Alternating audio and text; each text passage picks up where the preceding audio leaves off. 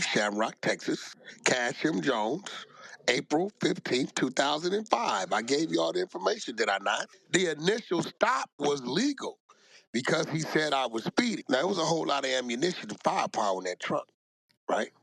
But it ain't about what you found, it's about how you found it. Oh man, so it seems like they trying to prove that Wack100 is a rat or a snitch or a confidential informant at any cost, man. So they done pulled up his case from 2005 where he was pulled over and the troopers found a whole lot of ammunition and firepower, man. So Wack100 gets into the whole situation, even offers to provide his paperwork to try to clear his name. But y'all know how we do over here. I'm not going to speak for Wack100. I'm going to let the clip play. There's always watching TV. Make sure y'all hit that like button if you're rocking with the content. Drop a comment. Let me know what you think. Subscribe to the channel. Hit that bell so you're notified whenever I drop. And let's just get into it.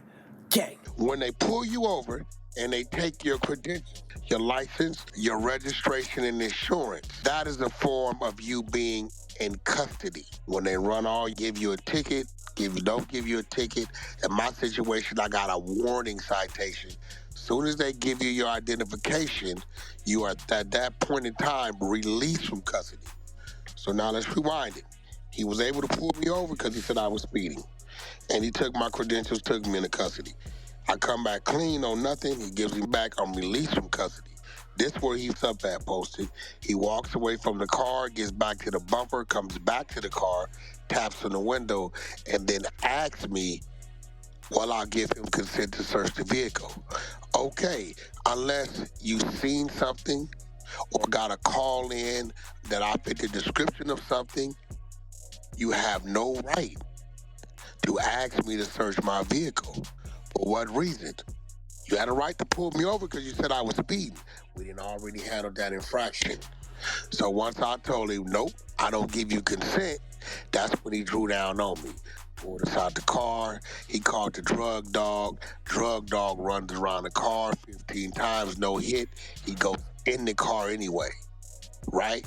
Don't find nothing in the car. Then he goes in the trunk. Posted. Even a fool knows you cannot make it to a nigga trunk unless you done found probable cause in the car and you need probable cause to search the car and or consent of the driver or owner of the car. Thing that if I'd have been caught in California, I'd have went to the penitentiary because it'd have been my word against his. But what is the thing about Texas? What did you read? Where did all this information come from? The surveillance from the police car. There is audio and video on all the monkey Texas troopers' vehicles. Audio and video of the whole. There was never a statement for me nowhere in the paperwork. The video did the talk. Illegal search and seizure. You cannot, nigga, I could have had a dead body in the trunk. Nigga, it's about how you, listen, if a nigga, let me tell you another case I beat for one of my partners. They came to his house, right? The warrant was for his body. Follow me.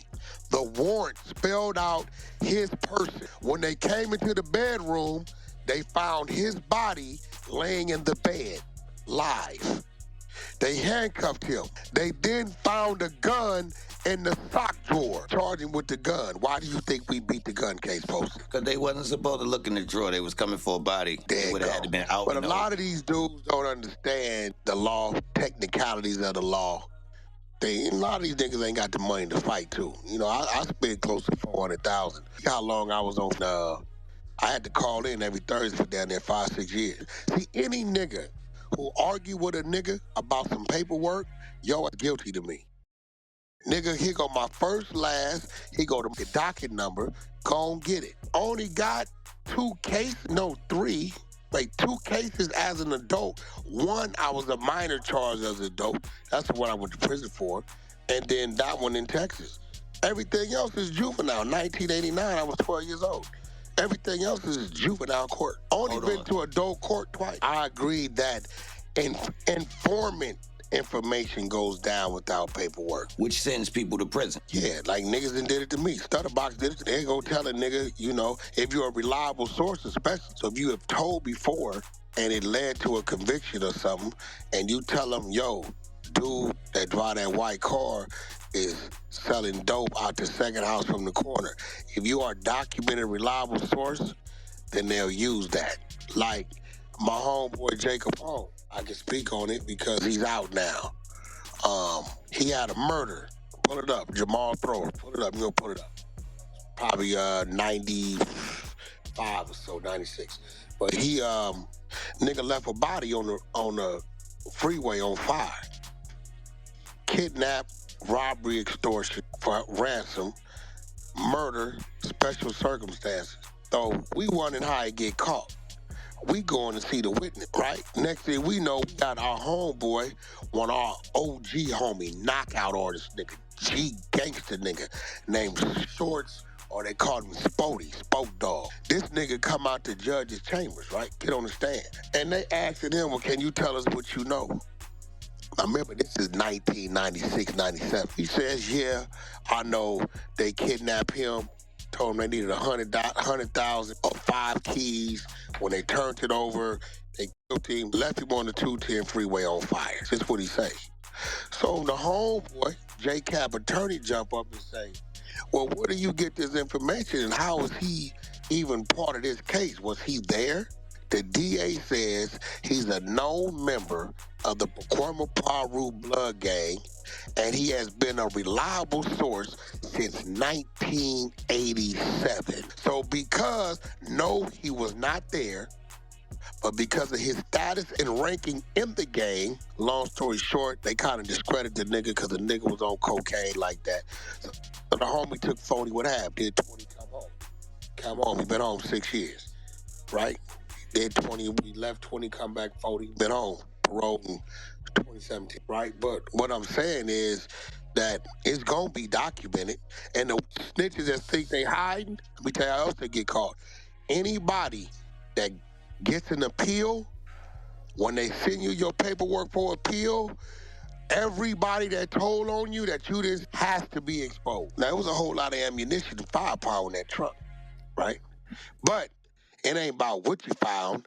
It's about how you found. He had no probable cause, A, to pull me out the car, because it's my right not to give you consent. B, to search the vehicle, because you had no other infraction that had happened after you released me from custody. C, search the goddamn trunk. They said, okay, why'd you put him out the vehicle? Okay, violation 1. Why'd you search the inside of the car? See something on the back seat? Did you get a call? Nothing?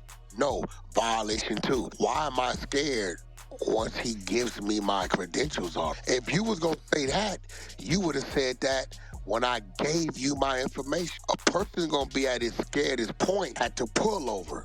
Is he not? If the officer comes back and says, you're clean, and I'm gonna give you a warning citation, what is it to be scared of, nigga? You gonna be at your scaredest point at the initial pullover. Go read the paperwork. Hey man, one thing about Wack, he got a real good memory. If you trying to pull him up on some type of dirt or a lie or accuse him of anything, you gotta make sure you got documentation and evidence, man, because he know how to talk, he remembers things in details, and he gonna spin you, man. If he feel like you got him, he's gonna dance his way up out of there, man. But he said the case was dismissed due to illegal search and seizure. He was pulled over for speeding. After he was pulled over, he gave his license, his registration. He was issued a warning for the speeding, and then after that, the trooper wanted to search his car.